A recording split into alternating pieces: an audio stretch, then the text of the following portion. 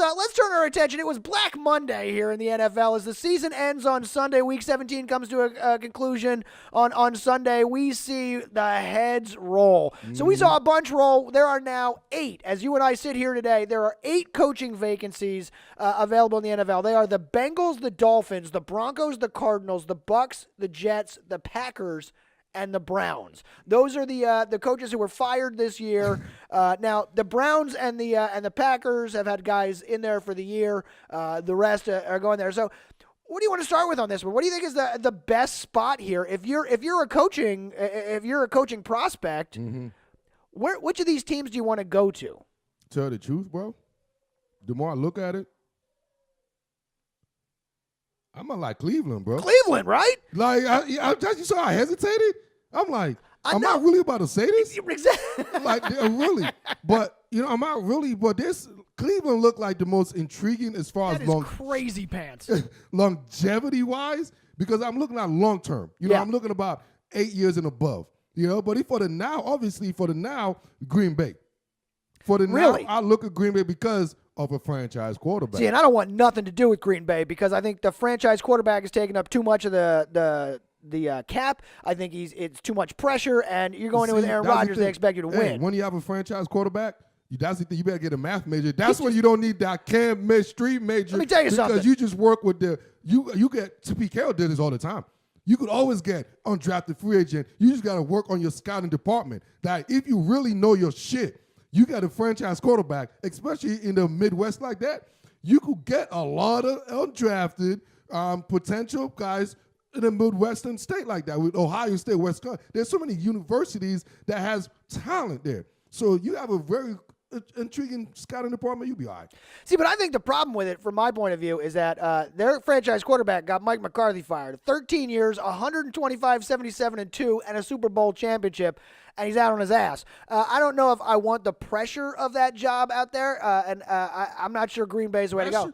Every job, I hope your pressure is to win the Super Bowl, I hope. I would hope so, but I would imagine in Cleveland, the pressure is not necessarily Super Bowl right away. You know what I mean? In Cleveland, you get, 6, 7 wins. You're a goddamn hero. You want to still check for a couple of years.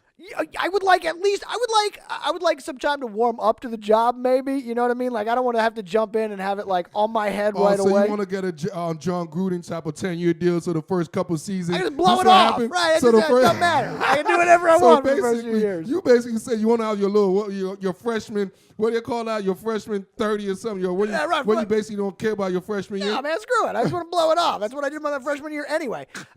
So now. We know that the Browns are the most interesting here. I agree with that, and the Packers is the one to go to here. What do you think of the other firings here? Marvin Lewis finally out at the Bengals. That seems like it's been a long time coming. That's expected. Tell you the truth, there's 2 other jobs that I really like, dude. You just mentioned one of them. For right now, I think the Bengals got a nice little lineup. Not a bad team. They got a nice young core. Like, I love Joe Mixon. They got a franchise quarterback. No, they don't. Oh, you don't think Dalton's the guy? Come on, man. They don't even know. Come on, don't even. All right, that's fine. What do you mean? If you come about my cousin, you talking about Andy Dalton? There's a value quarterback, Andy Dalton. No, Andy Dalton and Kirk. Come on, man. Like, don't even. You have no chance to talk about that. Anyways, but they got a Joe Mixon.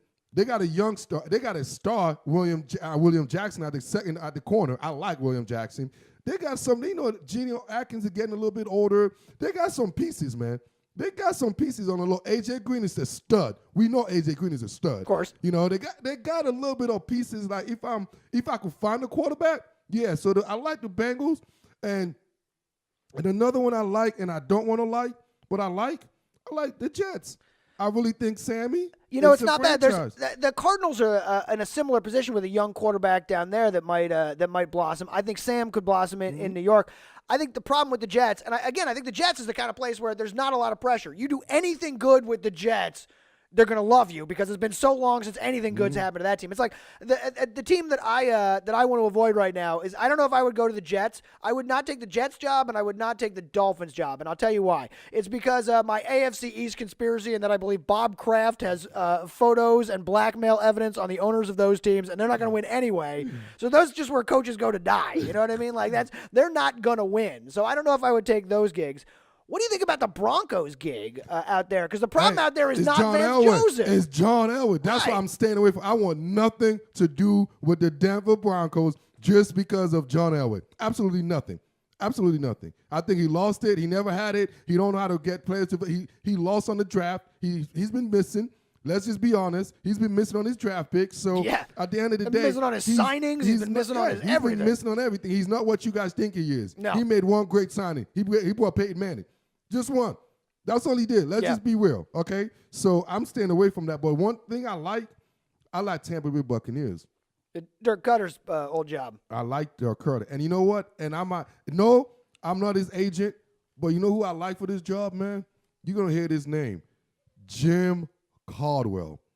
Really? I like Jim. Jim took that year off from what the mistake the Lions did, obviously, you know. So Jim took the year off. Jim is always one of those guys that brings stability.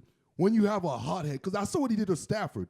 They actually were successful. They went to the play. He slowed them down a little with Jim Bob and company. So the thing I love about Caldwell, he's going to get you like a guy like Jameis Winston. He's going to get him to slow down a little bit. You know what I mean? He's going to get him in a tempo. Basically, it's all about tempo. And Jim always have that soft, and he's a leader of men, and he's a respectable coach. So you're saying if you go down to Tampa Bay, it's not a. No, back to it's Jim. That's what I'm right, saying. That's fine. Send that check, Jim.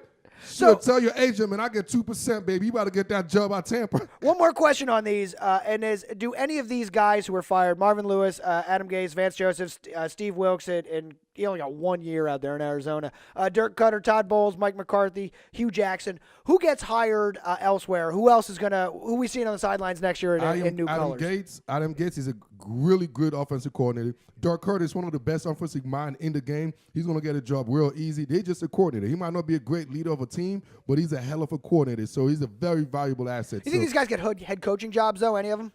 You think Hugh Jackson gets a blow somewhere, or I wouldn't. Vance Joseph? I think Hugh Jackson got one of the worst coaching record, even though it was Cleveland. But now we see he got the worst. Me personally, as a guru, I would never hire Hugh Jackson. I would hire him more as a coordinator role, but not as my leader. They went 5-3 after he left under interim coach Greg Williams. Exactly, and that's my man G-Dub. And the next question is, for Cleveland, do you go with Williams or do you find a big name to come in?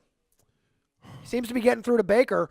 He's got Baker fired up and playing. He does, and you don't want that. There's too emotional. We know G-Dub. We know about G-Dub, man. I love my man Greg, man. But long-term wise, he's a hothead, man. And I can't have a hothead leading my organization as a quarterback and a hothead leading my organization as a coach, bro.